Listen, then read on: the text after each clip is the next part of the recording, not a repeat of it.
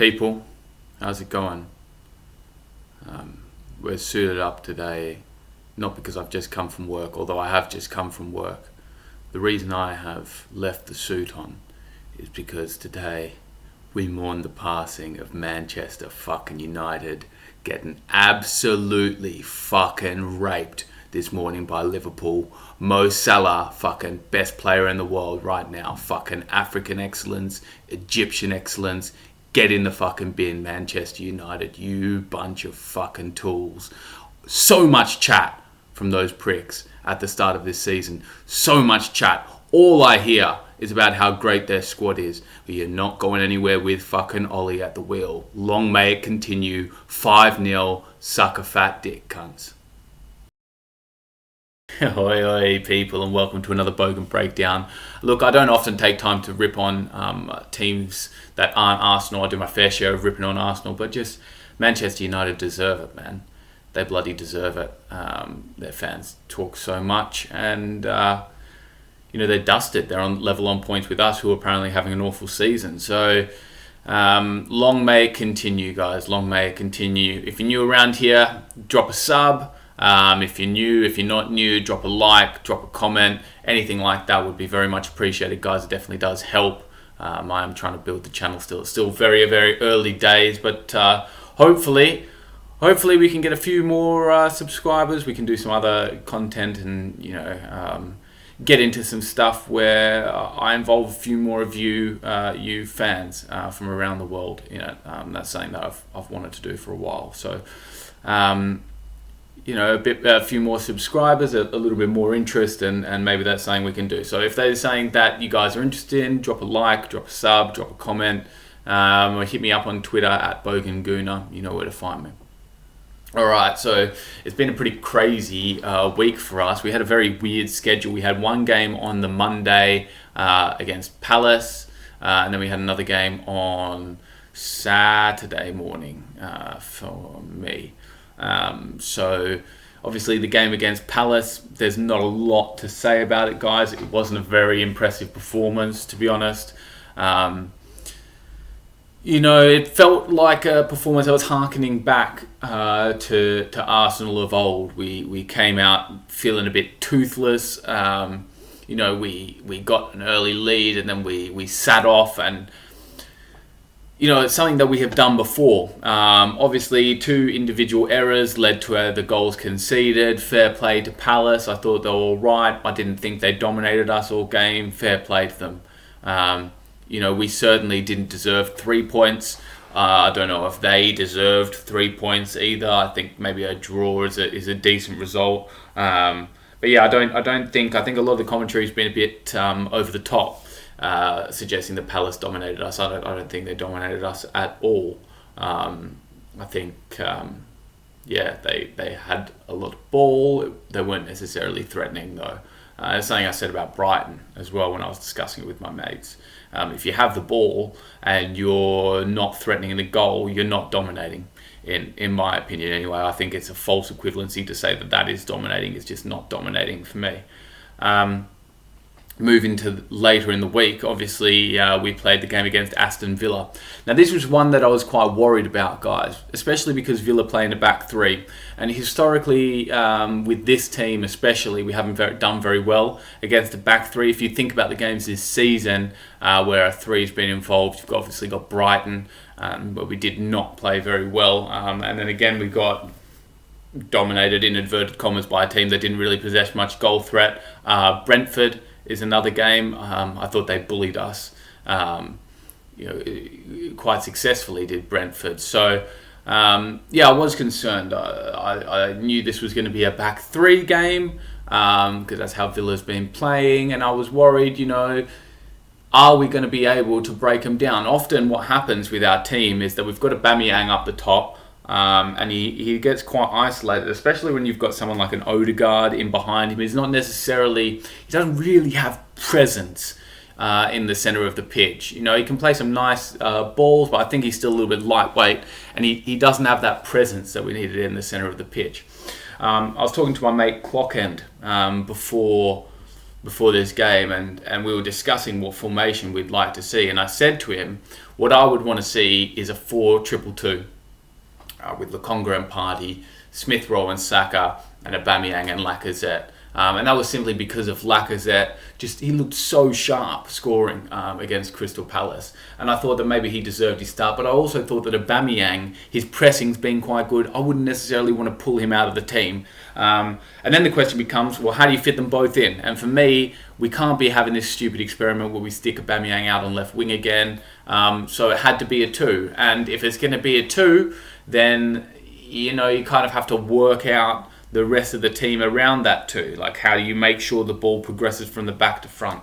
And I thought that what we did, people have been calling it a 4-4-2. Some people have called it the 4-2-3-1 with Lacazette playing as like a second striker or literally in the hole in Odegaard's position. I would look at it, I think, as a 4-2-2 or a 4-4-2, I think. It's hard to discuss formations of teams now because formations are so fluid. But I think the best way to work out what formation a team is playing is how they defend, because that is when the formation is the least fluid. And Arsenal, we always kind of defend in a 4-4-2. Even when Odegaard's playing, and I would say that our attacking formation is more of the 4-2-3-1, we always defend in that 2 banks of 4 with the 2 up top. And I thought it worked really well. I thought Lacazette's pressing and his presence at second striker was really influential. I thought Aubameyang pressed well. I didn't think Saka had the best game. I thought Lokonga, who came out after the Palace game and said basically that he was disappointed, I thought he was phenomenal. I thought Partey in that first half was stopping everything. I thought he was phenomenal. Our back line, obviously we have Takahiro Tomiyasu, who did a great job. I think he won the most aerial duels. Again, he's always winning stuff like that, guys, and that's his real value to the team. Although I would like that he added a little bit more going forward. I thought Ben White was superb, bringing the ball out. I thought Gabriel. Now, this may sound a little bit premature to some of you. I reckon Gabriel walks into pretty much any team in the world at the moment. Walks into is a tough one because obviously he plays left centre-back. He's a left-sided centre-back. So, like a team like Liverpool or something, he wouldn't walk into that team because you've got Van Dijk there. But maybe the best way to phrase it is I don't think Gabriel looks out of place in any team in the world. He is phenomenal. I think his ball playing's got much better. And one thing which I think is underrated from him is his instruction to his teammate. He since he's learned English a little bit more, like he used to be relying quite heavily on David Luiz to communicate, I think, and he has just become an absolute leader in that back line. You move next to him and we had Nuno Tavares. What a game from Nuno Tavares. So Tierney hasn't looked fantastic recently, and Tavares, Jesus, guys, Jesus. What a game the man had. Now, obviously, he's still raw, but just even in the dying seconds of the game, he was still nailing runs forward. I'm very happy with that signing. I think he's done great. And to be honest, I think a lot of our signings have done very well. And the only player, in fact, that I haven't mentioned yet, who I think also was phenomenal, was Aaron Ramsdale. Some of the balls that he will take the ball at his feet and just play the pass straight through the lines, cut out half the fucking opposition press and put it straight into the stride of a person making a run. It's not a ball where they have to take it and control it. He will put it so they can run onto it. He's an incredible passer with the balls at his feet. And something I don't know if everyone noticed, but something that has definitely caught my eye was that, I don't know, I think it happened a couple of times. Gabriel laid the ball off to Ramsdale from a goal kick. I don't think I've ever seen that happen with another team. I don't. And Gabriel's not necessarily a bad passer, and obviously we have Ben White there as well, but Ramsdale's passing is so good that we are taking goal kicks and passing them to him so that he can play the ball. Incredible. Incredible. And it was a great win against Villa. I loved the way we bossed them. I loved how physical we were. I loved how much running we did. And now I've left this player till last because, you know, if I had a jersey, I think I'm going to get this year's jersey with his name on the back. It's Emile Smith-Rowe. Like, I rewatched that game, and Emile Smith-Rowe was the best player on the pitch again by a country fucking mile. You know, I cannot overstate the love that I have for that kid. And if you are to take the man at his word when he says things like, if Arsenal want me, I will be at that club for the rest of my life, he is a phenomenal player. And I'm conscious of gassing him too much, like the comments that Carragher came out with, that, you know, he's the best player with the ball at his feet in the Prem. I don't think that. There are other players that are good with the ball at their feet. But he is one of the best. And he is young. Like, he is young. And in addition to being young, he hasn't had a lot of first team experience in the Arsenal 11.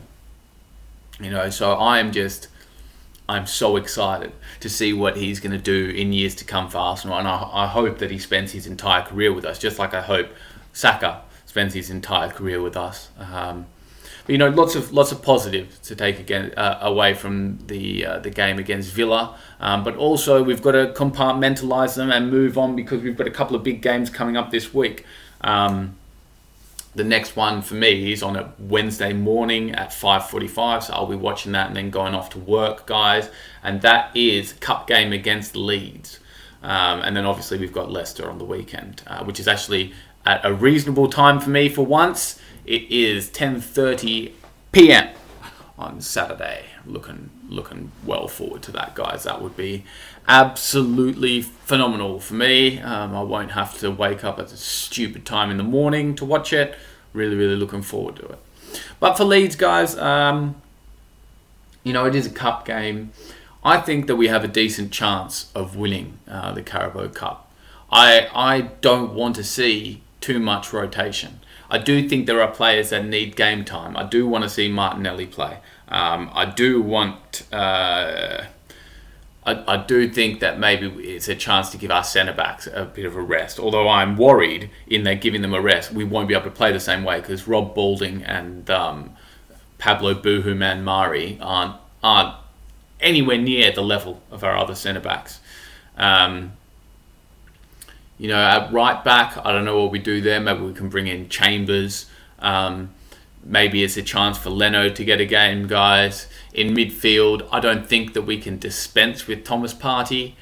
We may want to try like a Lokonga and El Neni partnership.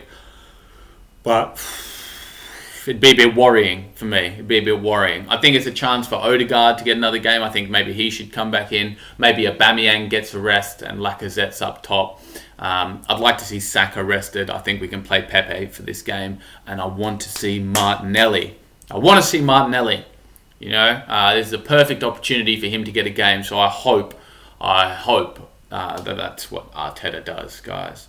So, look, all in all, it's been a great weekend for us. It's always good when Tottenham lose and we win. It's always phenomenal when one of the big six gets slapped and it's not us. I love it. I'm here for Manchester United's demise. I'm here for Gary Neville saying that they're not going to be firing Ole anytime soon. It wakes me up in the morning. It makes me feel great. All right, guys, that's it. Nice quick one. I don't want to make it too long.